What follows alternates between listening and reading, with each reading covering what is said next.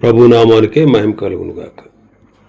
కూడి వచ్చిన మీ అందరికీ, కర్మల ఆత్మీయ సహవాస సంఘ విశ్వాసులందరికీ మన ప్రభువును ఆయన ప్రియ కుమారుడునైన యేసుక్రీస్తు వారి శ్రేష్టమైన నామలో శుభములు మరియు అందరికీ వందనాలండి. దానియేలు గ్రంథం 2వ అధ్యాయాన్ని మనం ధ్యానం చేసుకుంటున్నాం. దానియేలు గ్రంథం 2వ అధ్యాయం. ఇందులో ముఖ్యాంశం ఏంటంటే, ప్రపంచాన్ని పరిపాలించనయున్న 4 గొప్ప రాజ్యములను గూర్చి దేవుడు నెబుకద్నెజరుకు కలను అనుగ్రహించుట. ఇందులో భాగంగానే మనం 36 వచనాల వరకు మనం ధ్యానం చేసుకున్నాం. 37, 38 వచనాల నుంచి 37వ వచనం నుంచి మనం చూస్తే, ఆ గొప్ప ప్రతిమ యొక్క నెబుకద్నెజరుకు కలలో కనిపించిన ఆ గొప్ప ప్రతిమ యొక్క 4 భాగములు వరుసగా వచ్చు 4 రాజ్యములను, గొప్ప రాజ్యములను, ప్రపంచాన్ని ఏలేటువంటి రాజ్యములను సూచిస్తున్నది అనే విషయం తెలియబడతా ఉంది. దానియేలు చెప్పినట్లుగానే ఆ 4 గొప్ప రాజ్యాలు వచ్చాయి, నశించిపోయాయి. కల భావమునందలి ఆయా భాగాలు మరల మనం రాబోయే అధ్యాయాల్లో చూసినప్పుడు వీటి గురించి విపులంగా తెలుసుకుందాం. 37, 38 వచనాలు. రాజా, పరలోకమందున్న దేవుడు రాజ్యమును, అధికారమును, బలమును, ఘనతయు తమరికి అనుగ్రహించి ఉన్నాడు. తమరు రాజులకు రాజై ఉన్నారు. ఆయన మనుష్యులు నివసించు ప్రతి స్థలమందును మనుష్యులనేమి, జంతువులనేమి, ఆకాశ పక్షులనేమి అన్నిటినీ ఆయన తమరి చేతికి అప్పగించి ఉన్నాడు. వారందరి మీద తమరికి ప్రభుత్వమును అనుగ్రహించి ఉన్నాడు. తామే ఆ బంగారపు శిరస్సు. కలలో కనబడినటువంటి ఆ మహాబ్రహ్మాండమైన ప్రతిమ యొక్క తల బంగారం. తల బంగారము, అలాగే చేతులు, భుజములు వెండి, ఉదరము, తొడలు ఇత్తడి, కాళ్ళు 2 ఇనుము, ఆ తర్వాత వేళ్ళు కొంత మట్టి, ఇనుము కలిసి మిళితమై ఉన్నట్టుగా ఆ ప్రతిమను చూశాడు. ఆ బంగారు శిరస్సు ఎవరంటే నెబుకద్నెజరు. బబులోను రాజగు నెబుకద్నెజరు తన రాజ్యమును, అధికారమును దేవుని వద్ద నుండే పొందాడు. రాజ్యము, అధికారము, బలము, ఘనత తమరికి అనుగ్రహించబడి ఉంది. మీరు రాజులకు రాజై ఉన్నారు. దేవుడే అతనిని అధిపతిగా చేశాడు. కాబట్టి అతడు ఆ గొప్ప ప్రతిమ యొక్క బంగారు శిరస్సుగా ఉన్నాడు. మరి ఆ బంగారము నెబుకద్నెజరు యొక్క శ్రేష్టమైన గుణమునకు గుర్తు కాదు, కానీ తాను దేవుని వద్ద నుంచి పొందిన ఈ ప్రపంచాన్ని పరిపాలించే నిరంకుశ ప్రభుత్వమునకు గుర్తుగా ఉన్నాడు. 70 సంవత్సరాలు ఈ బబులోను సామ్రాజ్యము ఏలింది ప్రపంచాన్ని. ఈ బబులోను సామ్రాజ్యాన్ని పరిపాలించినటువంటి రాజులు క్రీస్తు పూర్వం 606 నుండి 536 వరకు 70 సంవత్సరాలు పరిపాలించారు ఈ కల్దీయులు అన్నమాట. నెబుకద్నెజరు 606 నుంచి 561 వరకు పరిపాలించాడు. ఆ తర్వాత ఎవిల్ మేరొదకు ఇతని గురించి రాజుల 2వ గ్రంథం 25వ అధ్యాయం 27 నుంచి 30 వరకు ఉంటుంది. ఎవిల్మెరోదకు. రాజుల 2వ గ్రంథం 25వ అధ్యాయం 27 నుంచి. యోధా రాజైన యెహోయాకీము చెరలో ఉంచబడిన 37వ సంవత్సరమున 12వ నెల 27వ దినమున బబులోను రాజైన ఎవిల్మెరోదకు తాను ఏలనారంభించిన సంవత్సరమందు బందీ గృహంలో నుండి యోధా రాజైన యెహోయాకీమును విడుదల చేశాడు. ఆ తర్వాత 559 నుంచి 556 వరకు నెరిగ్లెసర్ అనేవాడు పరిపాలన చేశాడు. ఆ తర్వాత లాబేషు మర్దుక్ అనేవాడు 556లో రాజు అయ్యాడు. తర్వాత నెబోనిదాస్ మరియు అతని కుమారుడైన బెల్షజర్ 556 నుండి 536 వరకు, ఇలాగ 70 సంవత్సరాల కాలం బబులోను సామ్రాజ్యాన్ని వీళ్ళు పరిపాలన చేశారు. బాబెలు సామ్రాజ్యం స్వేచ్ఛా పరిపాలన కలిగినటువంటి రాజ్యం. అందుకే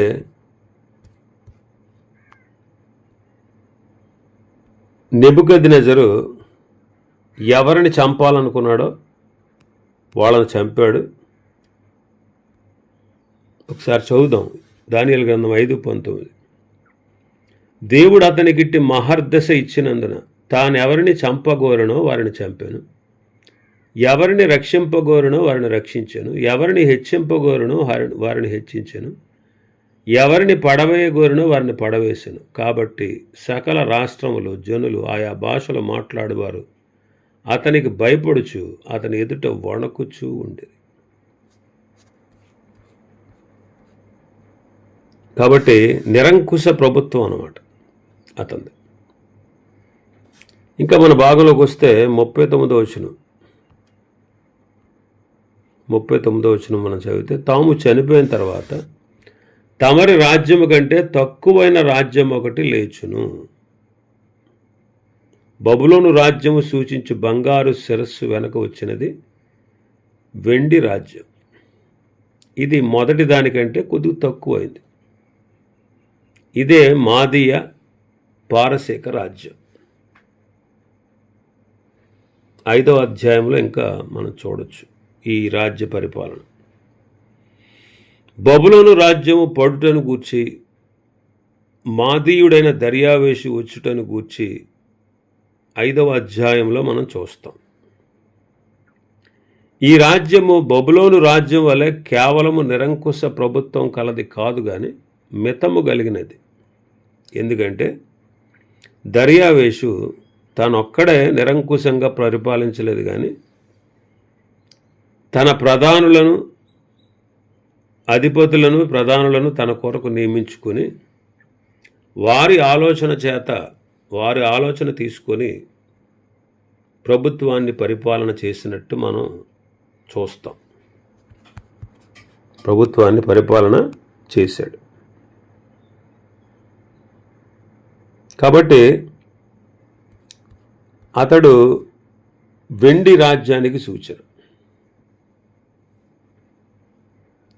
మాదీయ పారసీక రాజ్యం యొక్క గొప్ప రాజుల్లో ఒకడుగా, కుదురుబాటు చేసిన వాడుగా కోరెషు మనకు కనబడతాడు.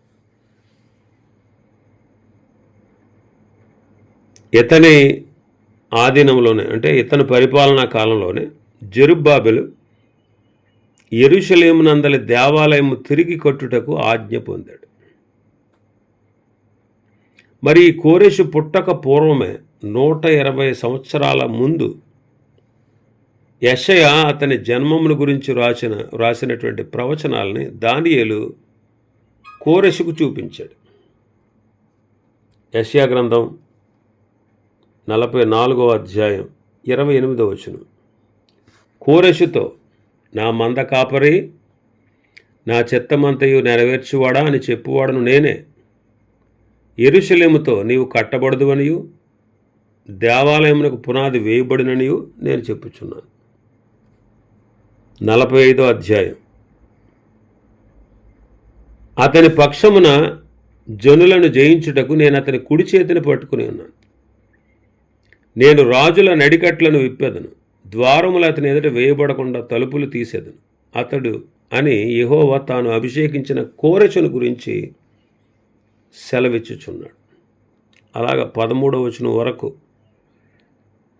నేను నీకు ముందుగా పోవచ్చు, మెట్టగానున్న స్థలమును సరళం చేస్తాను, ఎత్తడి తలుపులను పగలగొడతాను, ఇనుపు గడియలు విడగొడతాను, పేరు పెట్టి నేను పిలిచిన ఇశ్రాయేలు దేవుడిని యెహోవాను నేనే అని నీవు తెలుసుకున్నట్లు అంధకార స్థలంలో ఉంచబడిన నిధులను, రహస్య స్థలంలో మరుగైన ధనం నీకు ఇస్తాను. నా సేవకుడైన యాకోబు నిమిత్తం, నేను ఏర్పరచుకున్న ఇశ్రాయేలు నిమిత్తం నేను నీకు పేరు పెట్టి నేను పిలిచితిని.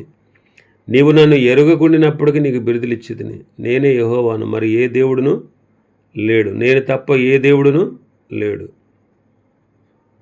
తూర్పు దిక్కు నుండి పడమటి దిక్కు వరకు నేను తప్ప ఏ దేవుడును లేడని జనులు తెలుసుకున్నట్లు నీవు నన్ను ఎరగకుండినప్పటికీ నేను సిద్ధపరిచితిని. యెహోవానైన నేనే, నేను తప్ప మరి ఏ దేవుడును లేడు. నేను వెలుగును సృజించేవాడను, అంధకారమును కలగజేయవాడను, సమాధానకర్తను, కీడును కలగజేయవాడను నేనే. యెహోవాను నేనే వీటన్నిటినీ కలగజేయవాడను. ఆకాశ మండలము నీతిని కురిపించినట్లు అంతరిక్షము మహావర్షము వర్షించుము. భూమి నెరలు విడిచి రక్షణ ఫలించినట్లు భూమి నీతిని మొలిపించునుగాక. యెహోవానకు నేనే దానిని కలుగజేసి ఉన్నాను. మంటి కొండ పెంకులలో ఒక్క పెంక ఎండి తను సృజించిన వారితో వాదించి వారికి శ్రమ. జిగటమన్ను దాన్ని రూపించి వారితో నీవేమి చేయుచున్నావని అడుగు తగున. వీనికి చేతులు లేవని నీవు చేసినది నీతో చెప్పదగున. నీవు ఏమి కనుచున్నావని తన తండ్రితో చెప్పువానికి శ్రమ. నీవు గర్భము ధరించినది ఏమని స్త్రీతో చెప్పువానికి శ్రమ. ఇశ్రాయేలు పరిశుద్ధ దేవుడు సృష్టికర్త అయిన యెహోవా ఈ మాట సెలవిచ్చుచున్నాడు. రాగలవాటిని గురించి నన్ను అడుగుదురా? నా కుమారులను గూర్చి నా హస్తకార్యములను గూర్చి నాకే ఆజ్ఞాపింతురా?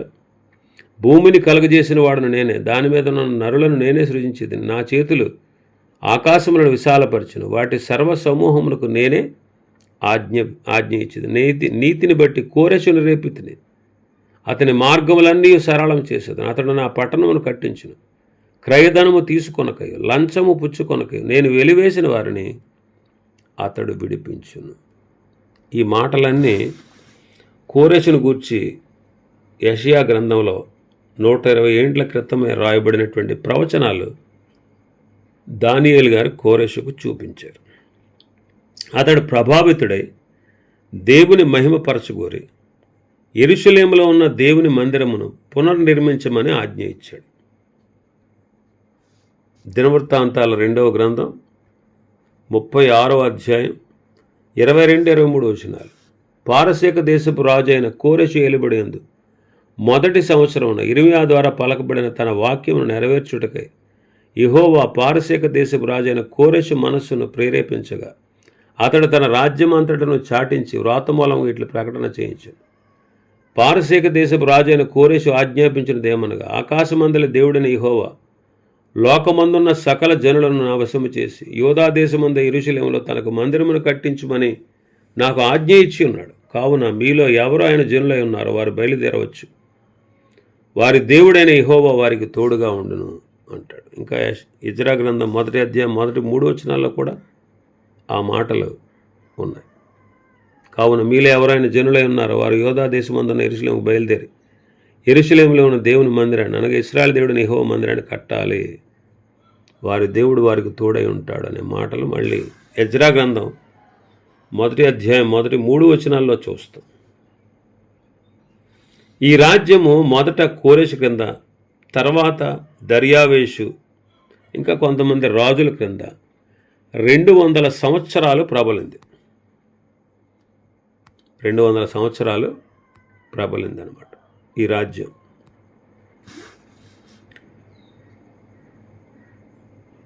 ఈ 200 సంవత్సరాలు ఈ రాజ్యం, 2వ రాజ్యం పరిపాలన చేసింది.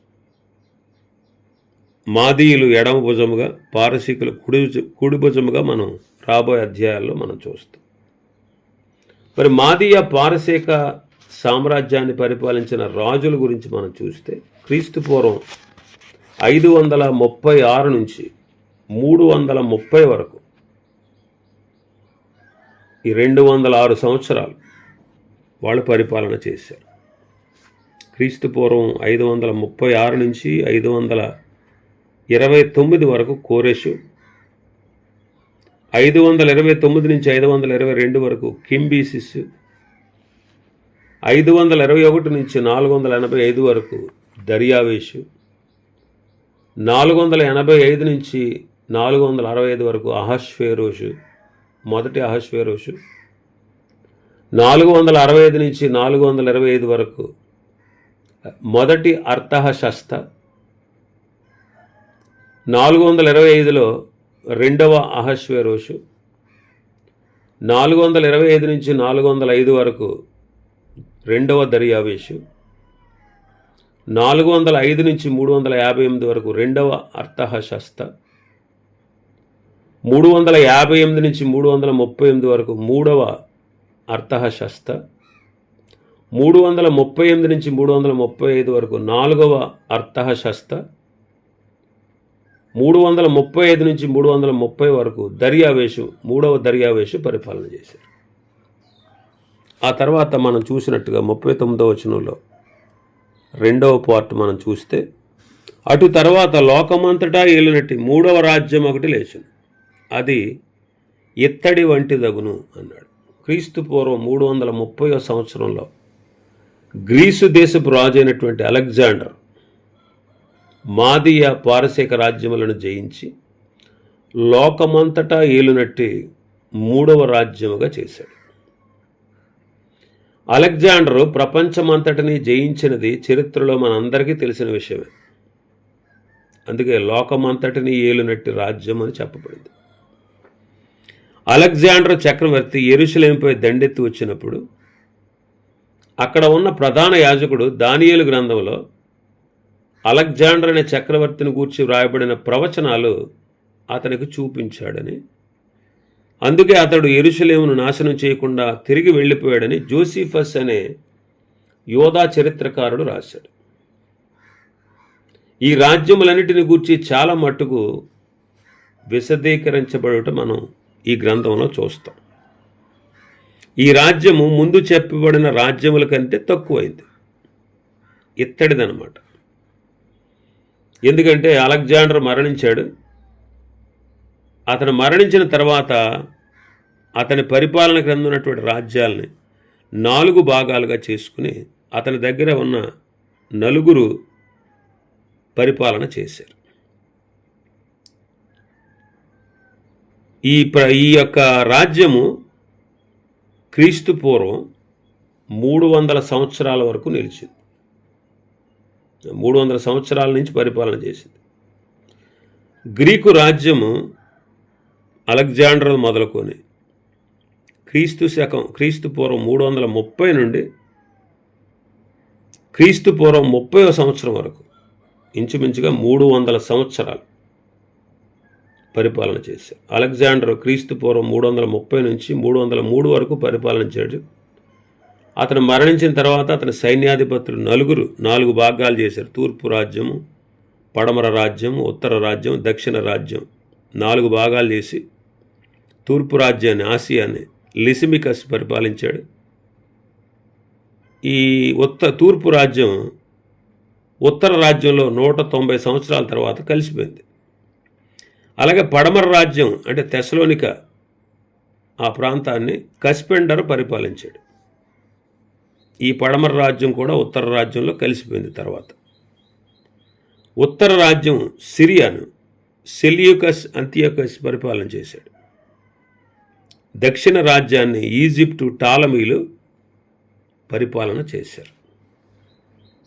కాబట్టి దక్షిణ రాజ్యం 323 నుంచి 330 క్రీస్తు పూర్వం 30 వరకు, ఉత్తర రాజ్యము 312 నుండి క్రీస్తు పూర్వం 30 వరకు వాళ్ళు పరిపాలన చేశారు.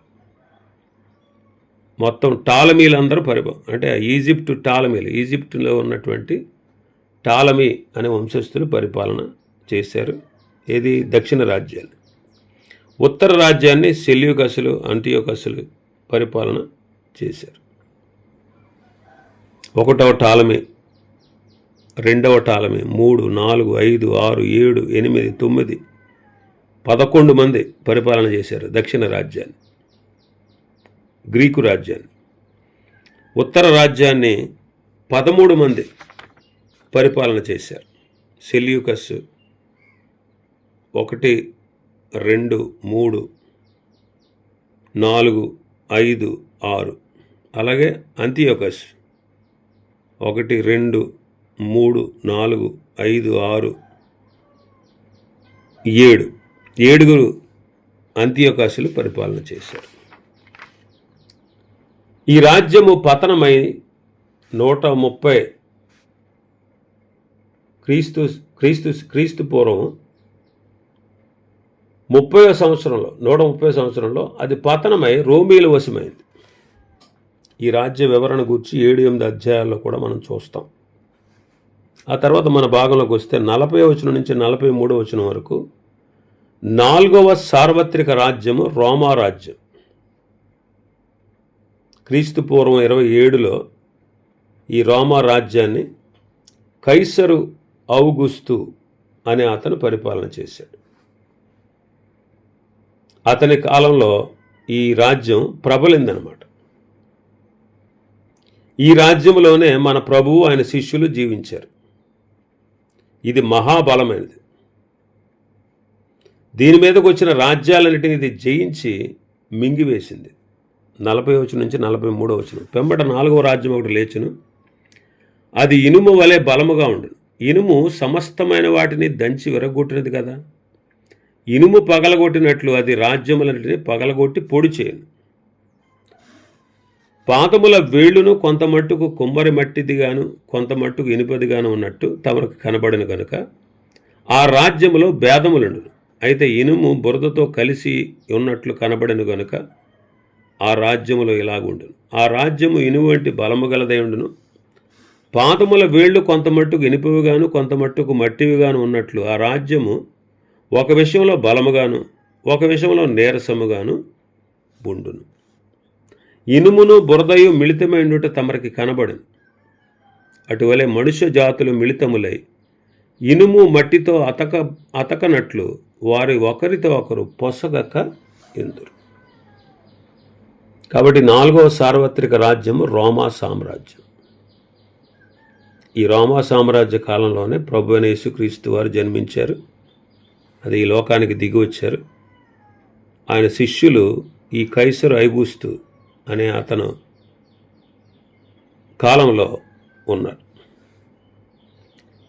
ఇతని రాజ్యము ఇతర రాజ్యాలని పగలగొట్టి నలుగగొట్టి తన అధికారానికి లోబర్చుకొని తన మహాకోపానికి ప్రజలను బానిసత్వానికి వశం చేసుకుంది. క్రీస్తు శకం 395వ సంవత్సరంలో ఇది తూర్పు పడమరలో 2 భాగాలుగా విభజించబడింది.